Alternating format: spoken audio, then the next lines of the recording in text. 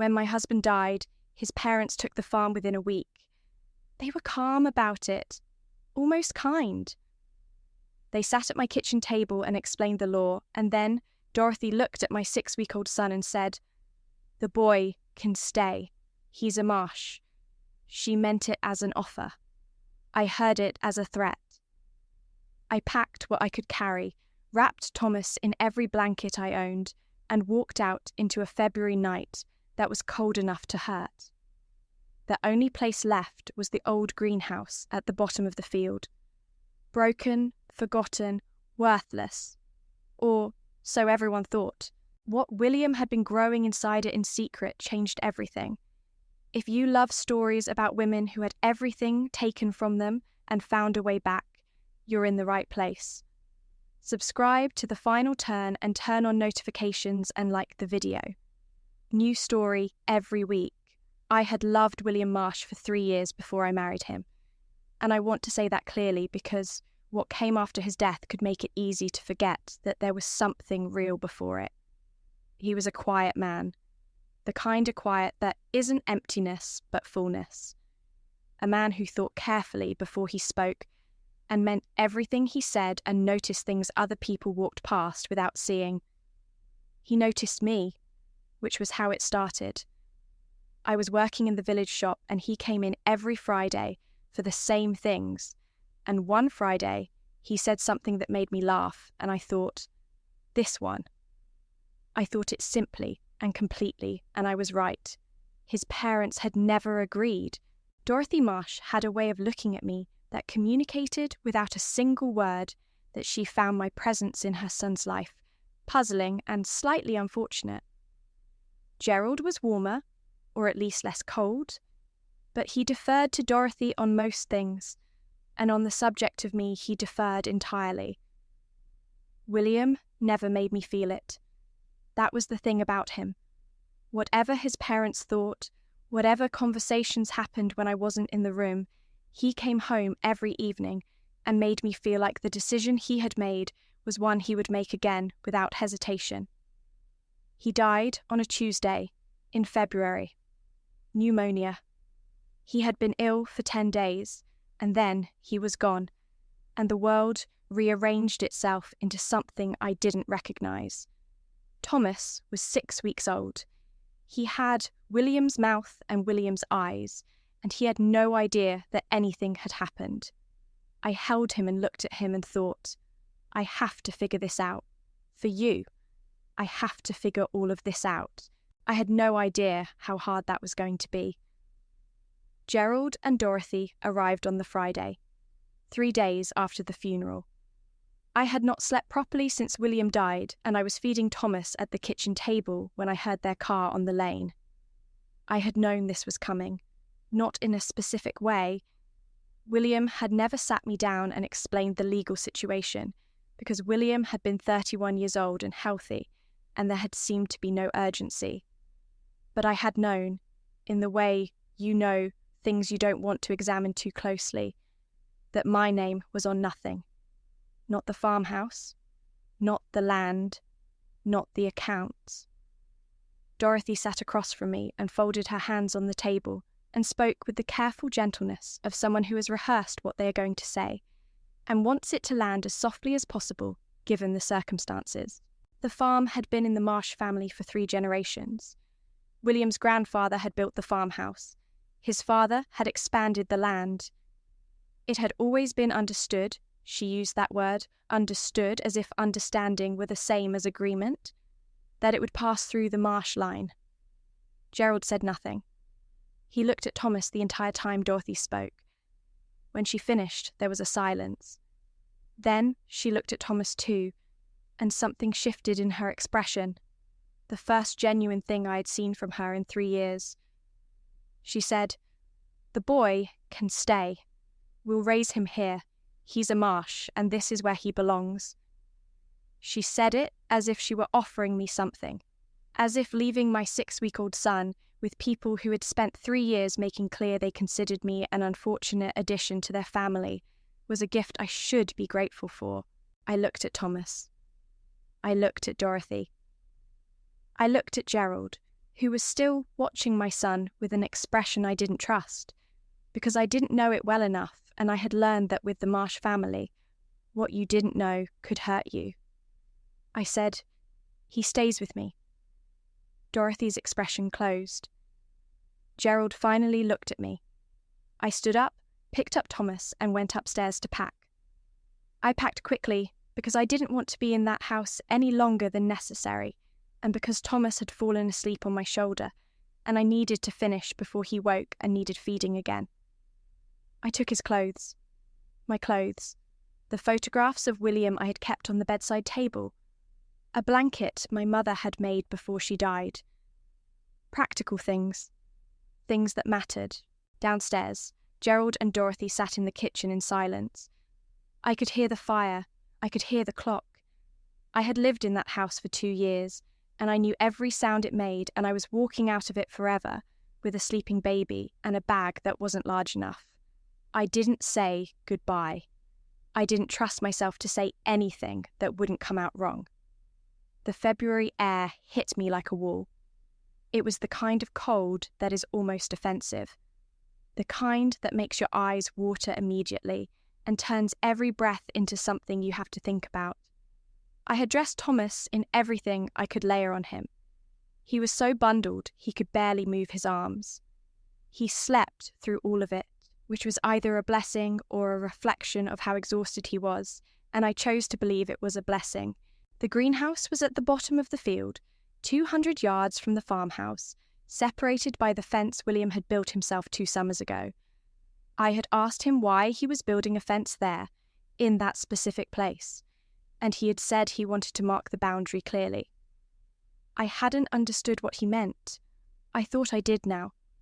The path was frozen and uneven, and I walked it carefully, one arm around Thomas, the other holding the bag, my breath coming in clouds in the dark. The greenhouse door was unlocked. I pushed it open and went inside. The warmth hit me immediately. Not the warmth of a heater or a fire. Something different. The particular warmth of living things in an enclosed space, dense, green, almost humid, that was completely impossible in a February night in Yorkshire, and that stopped me completely in the doorway. I stood there with Thomas against my chest and let my eyes adjust. The greenhouse was larger than it looked from the outside. William had extended it at the back at some point. I could see where the original structure ended and the newer section began. Glass panels on 3 sides, the 4th wall stone, a heating system I didn't recognise running along the base of the walls. Old, but working. Clearly working, because the temperature inside was nothing like the temperature outside. And everywhere. On shelves. In beds built along the walls. In hanging containers overhead. Plants. Not the ordinary plants I had expected. Not vegetables, not flowers. These were something else entirely. Tall, dense, some of them with leaves I had never seen before, in shapes I couldn't name. Labels on small wooden stakes beside each plant, written in William's handwriting, with names I couldn't read, and dates going back 2 years. 2 years. He had been doing this for 2 years. I walked slowly between the rows, Thomas still sleeping, touching nothing, just looking. The smell was extraordinary, green and complex, something medicinal underneath, the smell of a pharmacy crossed with a forest. At the back of the greenhouse, on the stone wall, William had pinned a series of notes, observations, measurements, dates, and above them a single sheet of paper with a list of names and addresses, universities, research institutes, a pharmaceutical company in Edinburgh. I stood in front of that list for a long time. Then Thomas woke up and needed feeding, and I sat down on the wooden bench William had built along the wall and fed my son among his father's impossible plants, and thought, what did you do, William? What did you spend 2 years building in secret out here in the cold? I spent the night in the greenhouse. There was no other option, and I had stopped pretending there was.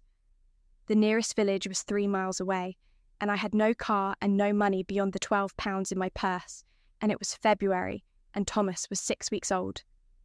The greenhouse was warm and dry, and William had built a bench wide enough to lie on, and I had the blanket my mother had made. I fed Thomas twice in the night. Between feedings, I lay on the bench with him on my chest, and looked up at the glass ceiling and listened to the wind outside moving across the moors, and thought about William coming here every spare hour for 2 years. Every evening after the farm work was done, every Sunday morning while I was still asleep, building the extension, installing the heating, planting and tending and observing and writing everything down. He had never said a word. I had thought I knew him completely. I had thought that was one of the things about William, that he was transparent, that what you saw was what there was. And there had been this. All along, there had been this. In the morning, I went through his notes properly. My Latin was limited to what I had learned at school, and mostly forgotten. But the notes had enough plain English that I could follow the shape of what he had been doing. He had been cultivating species that were difficult or impossible to find in the wild.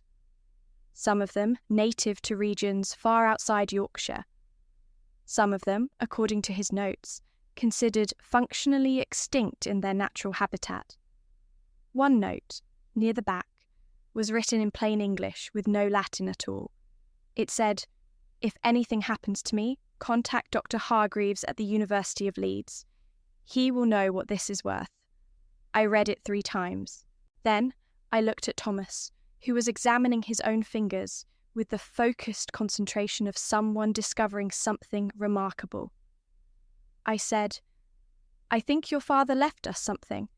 I think he left us something extraordinary." Dr. Hargreaves was not easy to reach. I had no telephone. The greenhouse had no telephone. The farmhouse had one, but I was not going back to the farmhouse to ask Gerald and Dorothy if I could use it. I walked to the village with Thomas in the carrier, 3 miles on a frozen February morning, stopping twice when the wind got bad enough that I needed to turn my back to it to protect his face. My feet were numb by the time I reached the post office, and my arms ached from holding him against the cold, and I had £12 and nowhere to sleep that night, and I was asking the woman behind the counter if I could use her telephone to call a university in Leeds about some plants. She looked at me for a moment. Then she said, "Sit down first. You look like you need to sit down." She made me tea. She held Thomas while I drank it, which was the kindest thing anyone had done for me since William died. Then she let me use the telephone. Dr. Hargreaves answered on the 3rd ring. I explained who I was and what I had found, and read him 3 of the Latin names from William's notes. There was a silence. Then he said, "Where did you say you were calling from?" I told him. He said, "Mrs. Marsh, I need you to stay exactly where you are. I am going to drive to Yorkshire today." I said, "Today?" He said, "Those species, if your husband has actually managed to cultivate what I think he has managed to cultivate. Mrs. Marsh, I have been trying to do what your husband apparently did for 11 years. Today. I will be there today." I hung up the telephone and sat for a moment. The woman behind the counter looked at me. She said, "Good news?" I said, "I think so. I think it might be very good news." Dr. Hargreaves arrived at 4 in the afternoon in a car that was too clean for a Yorkshire February, and that he clearly hadn't considered before driving it down the lane to the greenhouse. He was 50-ish, rumpled, with the distracted energy of a man whose mind was always slightly ahead of his body. He shook my hand briefly, and then looked past me at the greenhouse, with an expression I recognised from William, the expression of someone trying not to show how much they wanted something. I let him in. He walked slowly between the rows without touching anything, hands clasped behind his back, leaning close to read William's labels. He made sounds occasionally, not words, just sounds. The same sounds Patterson had made in the mill, I thought. The sound of someone recalibrating. Thomas was asleep in the carrier on my chest. I followed Dr. Hargreaves between the plants and said nothing and let him look. After 20 minutes, he stopped at the back wall and stood very still, looking at a row of plants that were taller than the others, with dark, waxy leaves and a smell that was sharper than everything around them. He said, "Your husband collected the seeds for these himself?" I said, "I believe so. His notes go back 2 years. He said, "Do you know what these are?" I said, "No." He turned and looked at me properly for the first time since he had arrived. He said, "There are 3 pharmaceutical companies in Britain that have been trying to synthesize the active compound in this species for 15 years. They have not succeeded because the plant itself is almost impossible to cultivate outside its native habitat. Your husband has 12 healthy specimens." He paused. He said, "Mrs. Marsh, your husband was either extraordinarily skilled or extraordinarily lucky, or both. What he has grown in this greenhouse is worth considerably more than this farm."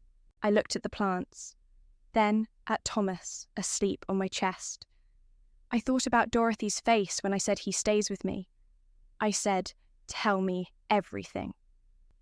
Dr. Hargreaves stayed for 3 hours. He sat on William's bench and talked, and I listened and asked questions, and he answered them with the focused precision of a man who had spent 30 years making complicated things clear to people who needed to understand them. William had spent 2 years cultivating 17 species of medicinal plants. Most of them were rare. 3 of them were extraordinary. The 12 specimens at the back wall, the ones with the dark, waxy leaves, belonged to a species that had been documented in the wild only twice in the previous century, both times in a remote region of northern India, both times by the same botanist, whose notes William had clearly studied in detail because they were referenced repeatedly in his own observations. The active compound in those plants had properties that pharmaceutical researchers had been chasing for 15 years. Not a cure for anything dramatic, something more unglamorous but more valuable, a compound that made other medications significantly more effective at lower doses, which in practical terms meant cheaper treatment for patients and considerably higher margins for pharmaceutical companies. Dr. Hargreaves knew 3 companies who would want to speak to me immediately. I asked about the other 14 species. He said, "Botanical gardens, research institutes, university collections. There is a market for all of it. Less dramatic than the pharmaceutical interest, but not insignificant." I asked how long it would take to establish who owned the greenhouse and its contents legally. He looked at me carefully. He said, "The fence your husband built, it predates his death?" I said, 2 years. He said, "And the greenhouse is within that boundary?" I said, "Yes." He said, "Then I would speak to a solicitor before you speak to anyone else. But, from what you've described, I think you'll find the position is clearer than it might feel right now." He left at 7. I sat in the dark warmth of the greenhouse, with Thomas and William's plants, and thought about a quiet man who read everything and said little, and had spent 2 years building something extraordinary in secret. He had known, I thought. He had known somehow that I would need it. The solicitor's name was Mrs. Pemberton. She practiced in Harrogate, and Dr. Hargreaves had recommended her, which was the only reason I trusted the recommendation enough to make the appointment. I walked to the village again the next morning, Thomas in the carrier, and used the post office telephone. Mrs. Pemberton's secretary gave me an appointment for Thursday, 2 days away. I spent those 2 days in the greenhouse. I had no money for lodging and too much pride to ask the woman at the post office for more than she had already given.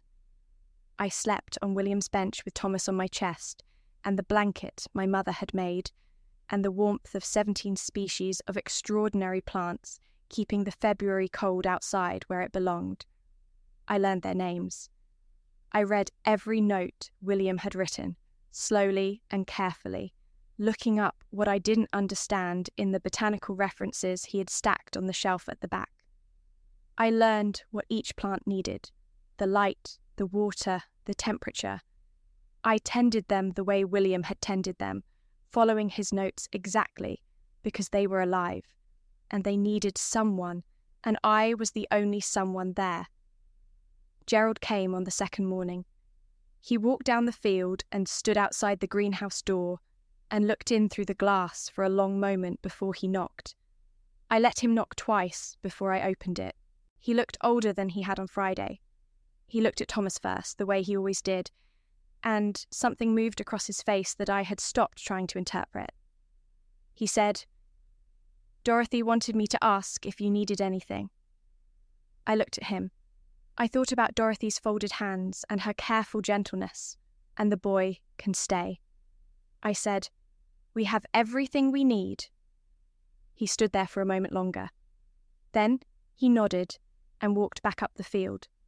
I watched him go and felt something settle in me that had been unsettled since William died. Not peace, exactly. Something more like clarity. I knew what I had. I knew what I was going to do with it. Thursday couldn't come fast enough. Mrs. Pemberton was a small woman with sharp eyes and the manner of someone who had spent 30 years cutting through other people's confusion and had become very efficient at it.